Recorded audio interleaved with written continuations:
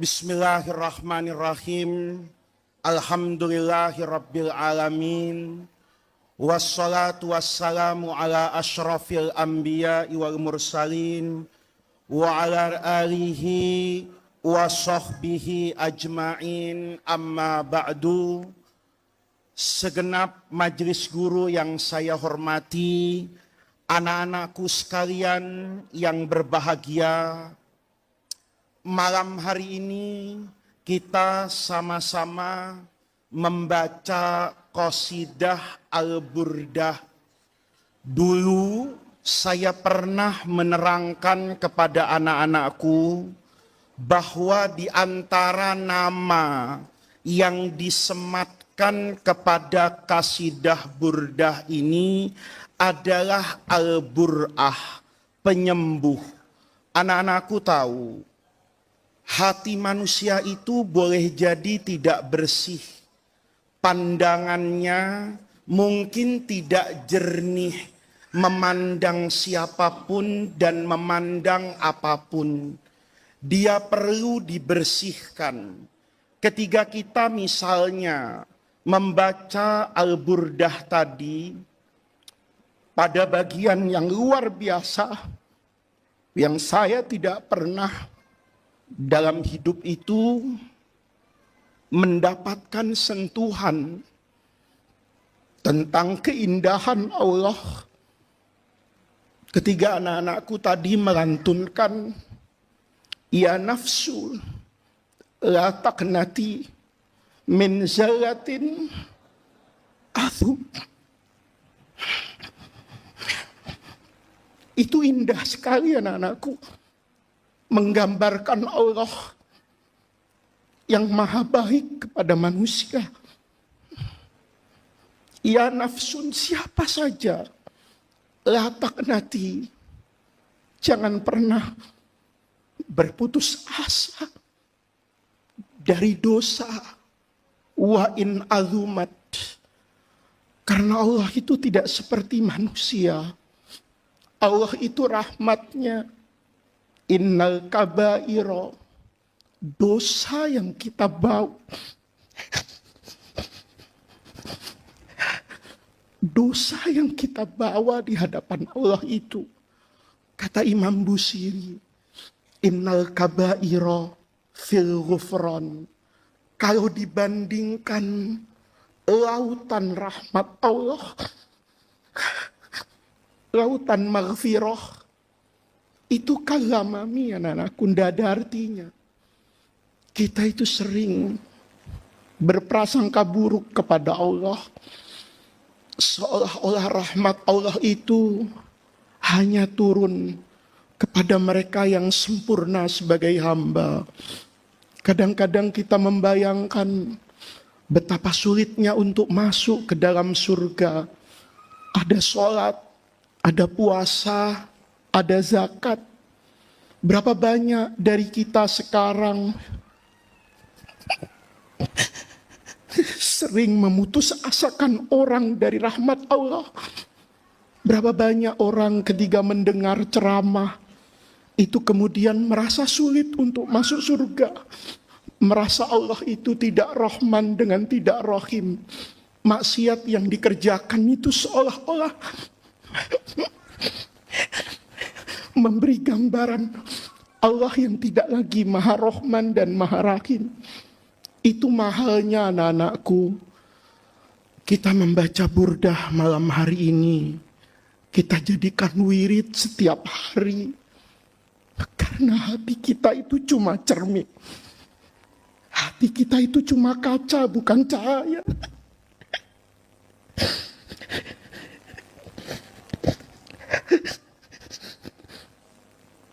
Hati kita itu cermin anak-anakku, bukan cahaya. Saya itu tidak bisa menerangi kamu. Tidak ada seorang pun di dunia ini yang bisa menerangi orang lain. Karena yang maha terang itu hanya Allah. Dulu saya ngaji itu ingat sekali pelajaran balaghah. Anak-anakku juga pasti belajar. Dalam ilmu balaghah itu ada tasbih yang namanya tasbih mursal. Contoh yang paling indah pada tasbih mursal itu firman Allah di surah An-Nur. Ketika Allah berfirman,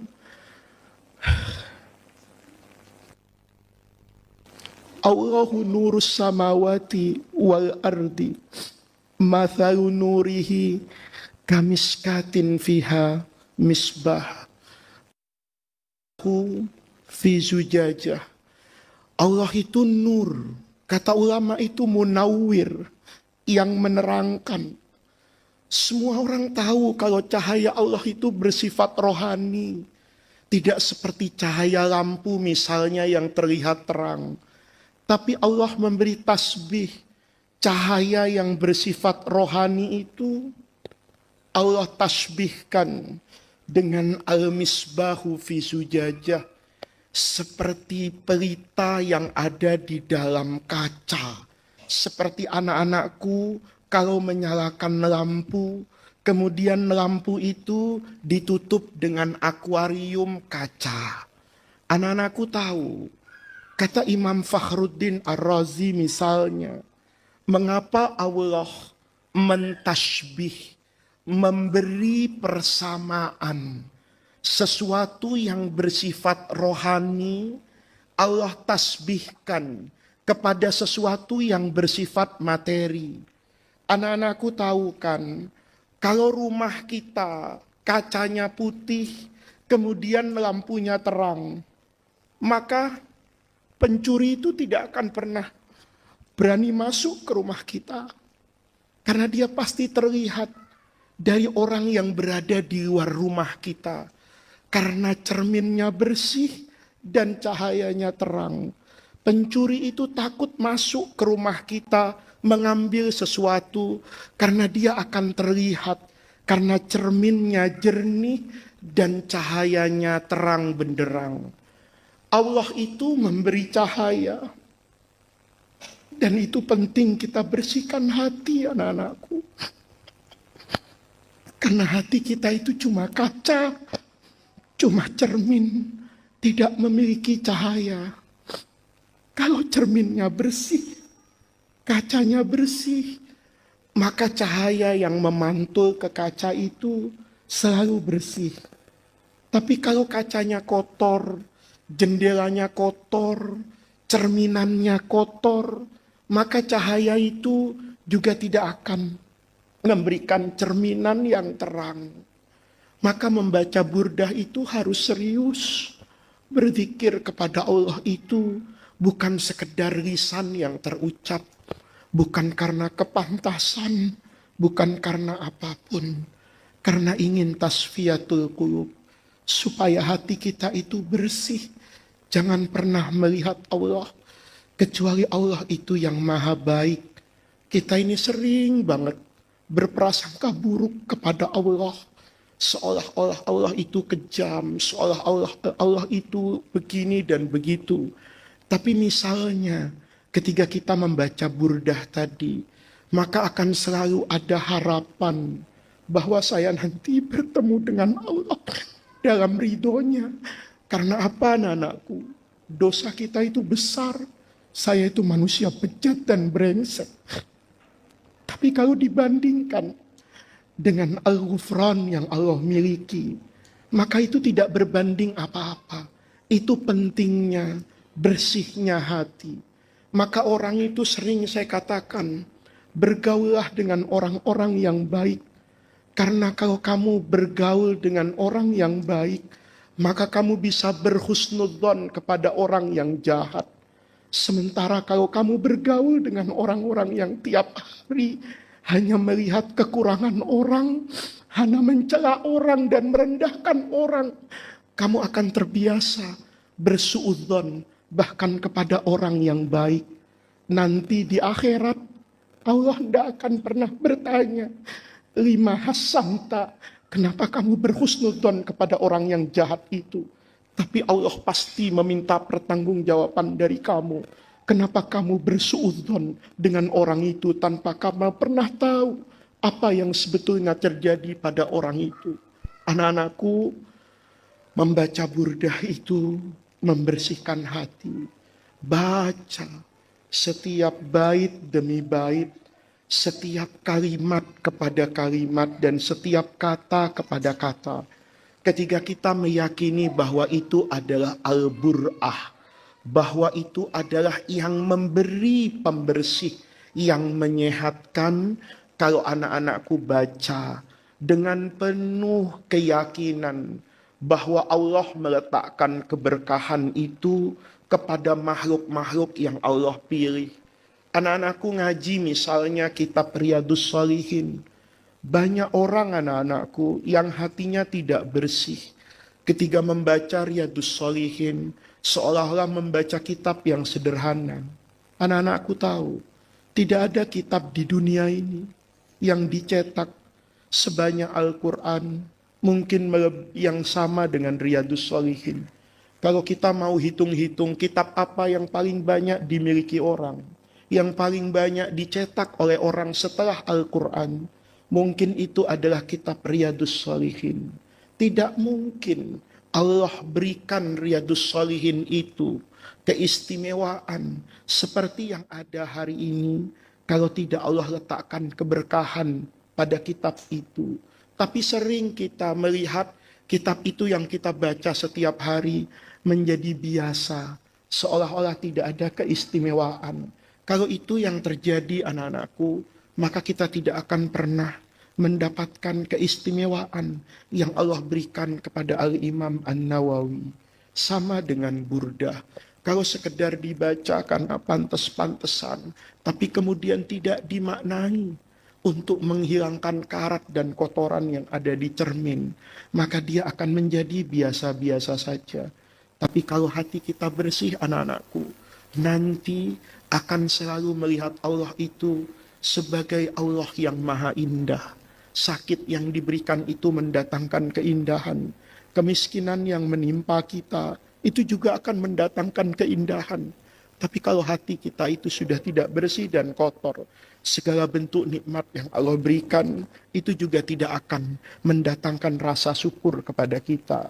Maka saya tahu anak-anakku, sebentar lagi mungkin ada amalia, sebentar lagi mungkin ada ujian, sebentar lagi ada bulan Ramadan. Itu bukan lagi banyak kesempatan yang bisa kalian gunakan. Tapi pesan saya bahwa semua zikir anak-anakku, semua doa, itu kalau diniatkan dengan penuh kebersihan hati, itu akan mendatangkan sesuatu yang luar biasa. Dulu ketika di surah An-Nisa misalnya, Allah berfirman, walau annahum idzalamu anfusahum ja'uka fastaghfirullaha wastaghfaralahumur rasul lawajadullaha tawaban rahima. Itu ada kisah yang menarik, kisah yang indah, bahwa kebersihan hati dan wusul kepada Rasulullah dan kepada Allah itu memberikan makna yang luar biasa anak-anakku. Imam Ibnu Katsir misalnya di dalam tafsirnya, atau Imam Nawawi yang saya ceritakan itu dalam kitab Al-Idah fi Manasikil Haji, atau Imam Ibnu Qudamah misalnya di dalam kitab ensiklopedi fikih Hambali yang besar yang bernama kitab Al-Mughni, itu meriwayatkan kisah yang luar biasa. Ada orang datang ke kuburan Rasulullah, mudah-mudahan anak-anakku nanti bisa berdiri di depan makam Rasul.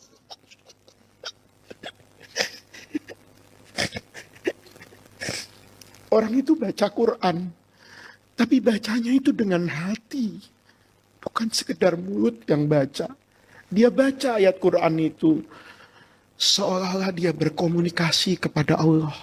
Dia katakan, ya Allah, saya baca ayat ini, Engkau berfirman, walau annahum idzalamu anfusahum, seandainya saat orang itu menzalimi dirinya dengan berbuat dosa yang besar, ja'uka, orang itu kemudian datang ke hadapan Rasulullah, fastaghfirullaha, pendosa-pendosa ahli maksiat ini kemudian beristighfar, minta ampunan kepada Allah, wastaghfaralahumur rasul, kemudian Rasulullah ikut beristighfar untuk dia.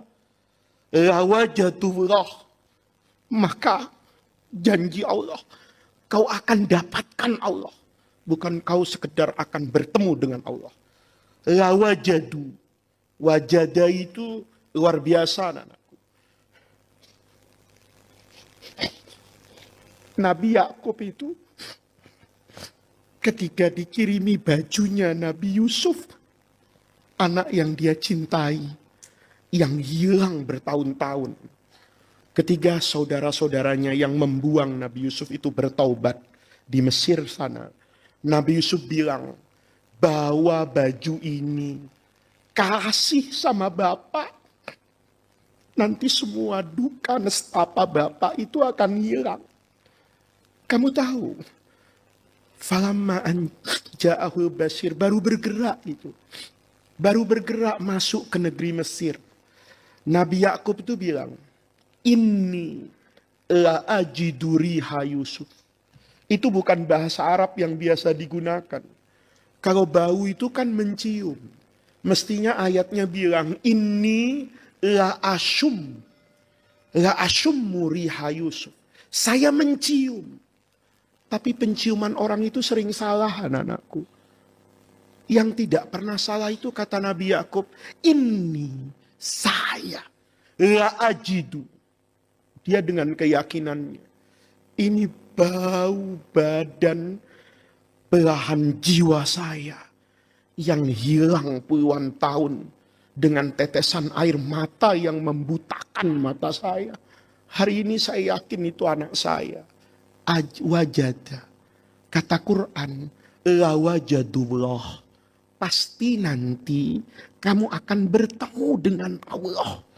Dalam keadaan Allah itu tawwaban rahimah. Menerima taubat. Siapa yang mau bertobat kepada Allah? Rahim. Dan akan melimpahkan kasih sayang. Itu wazannya fa'il. Kepada siapapun. Tahu anakku. Orang tadi itu bilang depan makam Nabi. Ya Rasulullah, saya itu nyari kamu. Tidak ada. Sudah meninggal. Maka saya baca ayat itu depan kuburmu. Dia baca syair depan kuburan itu. Ya khaira man dufinat bilqa'i a'zumuhu. Fatoba min tibihin nalqa'u wal akam. Nafsil fida liqabrin anta sakinuhu. Fihil afaf dan seterusnya. Apa yang ingin saya katakan anak-anakku? Kata orang tadi, ya khaira, wahai sebaik-baiknya manusia yang dikubur di tanah ini. Gara-gara engkau dikubur di tanah ini, anak-anakku. Ada orang bertanya, lebih mulia mana Ka'bah atau kamar Sayyidah Aisyah yang di dalamnya dikuburkan Rasulullah? Itu jawabannya harus tafsil, anak-anakku.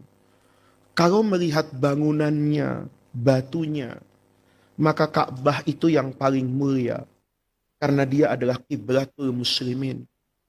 Tapi kalau anak-anakku memandang kamar itu, di dalamnya ada Sayyidul Anbiya wal Mursalin. Seandainya dihitung, ditimbang semua yang baik-baik yang ada di dunia ini, pasti lebih mulia Rasulullah. Itu kamar tidak main-main, anak-anak. Itu bukan untuk sekedar kau lewat baca sholawat. Tapi di situ ada jasad Sayyidul Anbiya wal Mursalin. Kata orang tadi, nafsil fida. Saya ini ya Allah siap jadi perisai hidup dan perisai mati. Untuk menjaga liqabrin, kuburan. Bukan kuburannya. Tapi antasakinuhu. Di dalam itu ada Rasulullah. Fihil afaf. Karena di dalam kuburan itu ada jasad manusia yang afif. Afif itu sifat yang hilang hari ini. Menjaga kehormatan diri sendiri. Rasulullah itu susah makan, anak-anakku. Rasulullah itu miskin. Tapi Nabi tidak pernah mengeksploitasi kemiskinannya kepada muridnya. Nabi itu hidupnya susah. Tapi Nabi itu tidak ingin menjual kenabiannya untuk orang itu mengasihi Nabi dan berbelas kasih kepada Rasulullah. Itu afif. Nabi itu pernah ruku kan anak-anakku? Perutnya bunyi. Kata Sayyidina Umar, ada apa ya Rasulullah? Tadi waktu ruku kok bunyi kayak begitu. Dibuka perut Rasulullah itu diikat dengan batu. Nanti Sayyidina Umar tanya sama Ummul Mukminin, kok bisa begitu? Wahai Aisyah, kata Aisyah, sudah 3 purnama. Kompor di rumah Rasulullah itu tidak nyala. Padahal seandainya Nabi ngomong, Abu Bakar saya lapar. Mungkin semua uangnya Abu Bakar itu dikasih sama Rasulullah. Tapi Nabi itu afif. Maka kata orang tadi, apa ada yang lebih pantas untuk saya bela dari tanah yang menyimpan jasad manusia yang sangat afif. Dia puji-puji kuburan itu anak-anakku. Dia puji-puji Rasulullah. Itu dia berdoa. Dia berkata-kata dan dia membaca Al-Quran itu dengan hati yang bersih. Ya Allah, saya itu mestinya datang ke Rasulullah dan Rasulullah itu yang baca istighfar untuk saya. Tapi karena Rasulullahnya sudah wafat, maka saya datang ke kuburannya. Kalau seandainya orangnya ada, ya saya datang ke orangnya. Tapi kan orangnya sudah tidak ada, maka saya di depan makamnya. Itu membaca apapun anak-anakku dengan hati yang bersih. Kata orang soleh yang ada di samping makam Rasulullah, faghalabatni aini. Al-Utbi bilang, melihat orang itu berdoa secara sederhana, saya itu kagum. Tapi tiba-tiba ada rasa kantuk yang datang menyerang saya, yang saya tidak punya kuasa untuk menolak ngantuk itu. Faghalabatni aini. Maka saya tidur di samping makam Rasulullah Sallallahu Alaihi Wasallam. Tiba-tiba Nabi datang dalam mimpi saya. Itu keindahan anak-anakku. Bermimpi melihat Rasulullah Sallallahu Alaihi Wasallam. Itu adalah impian semua orang. Orang tadi bilang didatangi oleh Rasulullah. Kemudian kata Nabi ke orang itu, bangun. Al-Hikil A'rabiyah, kejar orang Badui yang tadi ngomong itu depan kuburan saya. Fabashirhu, kasih kabar gembira, bi annallaha qad ghafara lahu. Allah sudah ampuni dosa orang itu semuanya. Bayangin anak-anakku. Itu doa yang tidak ada di dalam hadis. Itu doa tidak diajarkan oleh siapapun. Itu doa lahir dari kebersihan hati.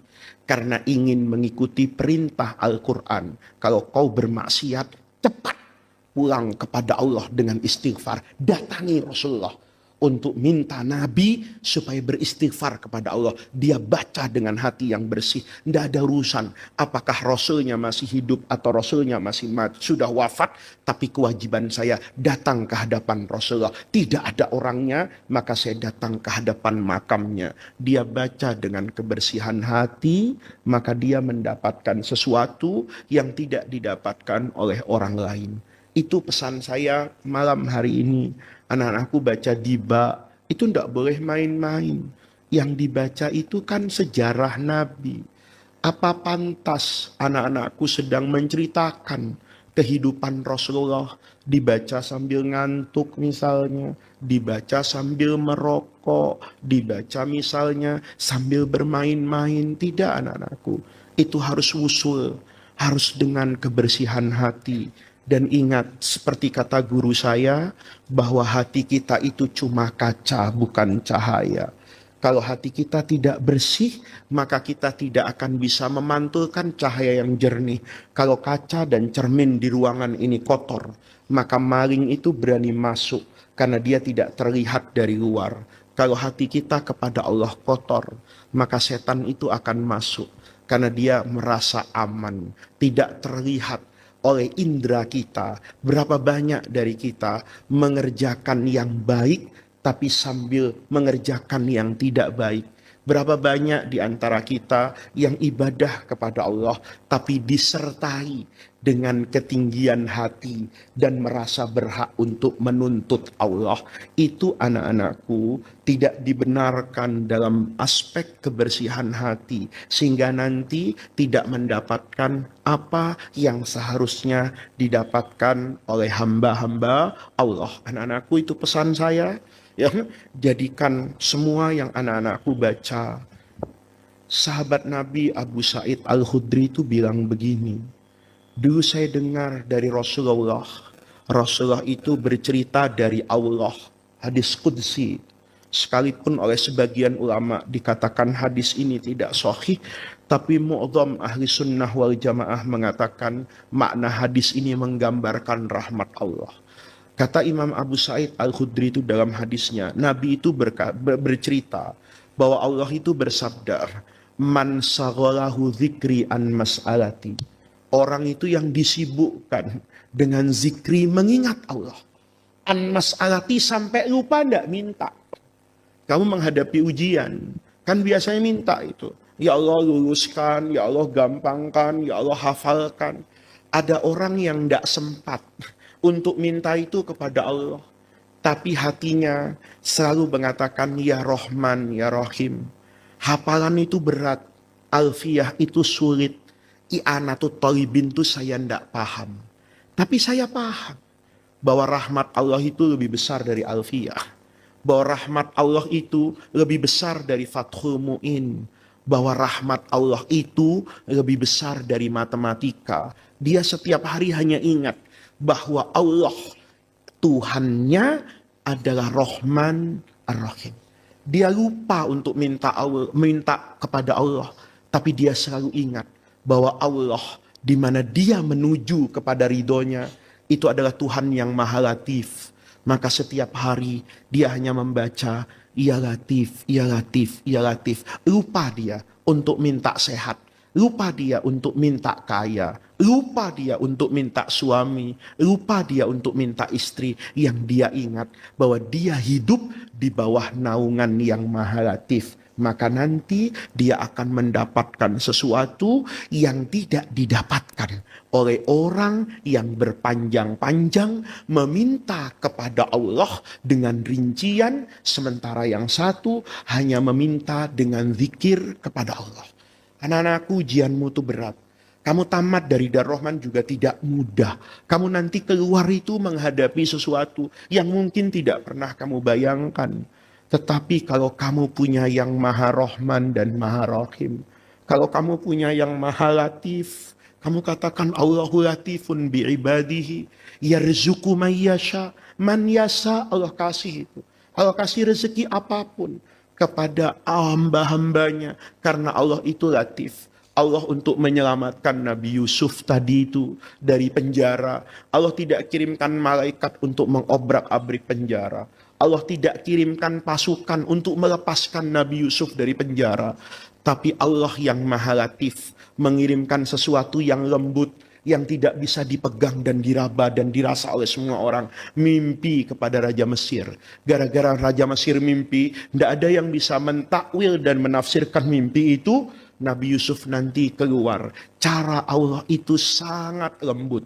Nabi Musa itu yang menyelamatkan siapa? Fir'aun. Orang yang paling dicari oleh Fir'aun itu bersembunyi bukan saja di istana Fir'aun, bahkan dalam pelukan dan kasih sayang Fir'aun. Karena Allah itu Maha Latif. Maka kamu nanti mau ujian, baca ya Latif, ya Latif. Sekalipun mungkin namamu Abdul Latif, ya, tapi tetap membaca ya Latif, ya Latif, ya Latif. Itu anak-anakku yang bisa saya sampaikan pada malam hari ini. Mudah-mudahan tradisi membaca burdah ini menjadi tawassul dan wasilah kita semua untuk membersihkan hati kita, untuk kita selalu berhusnudzon dan berprasangka baik kepada Allah Subhanahu wa ta'ala. Mudah-mudahan anak-anakku dengan membaca burdah ini dimudahkan semua urusannya. Anak-anakku menjadi seorang santri yang keluar dari pesantren Darul Rahman ini membawa cahaya ilahi nurus samawati wal ardi. Mudah-mudahan anak-anakku bisa menjadi anak-anak yang membanggakan kedua orang tua. Mudah-mudahan anak-anakku nanti bisa menjadi orang yang setiap orang melihat anak-anakku, maka orang itu akan mengenang orang tua anak-anakku yang mendidik anak-anakku bisa seperti sekarang. Mudah-mudahan pesantren Darul Rahman ini tetap menjadi maqalan min ma'aqilil ilmi wal bayan. Mudah-mudahan pesantren ini tetap menjadi sorhan menara di mana iman, ilmu, Islam, iman, dan ihsan menyatu dalam kesatuan yang indah. Mudah-mudahan kita semua dibersamai oleh Allah Subhanahu wa taala ala hadhihin niyah wa ala kulli niyatin shalihah wa ila hadratin nabiyil mustafa Muhammadir Rasulillahi al-Fatihah.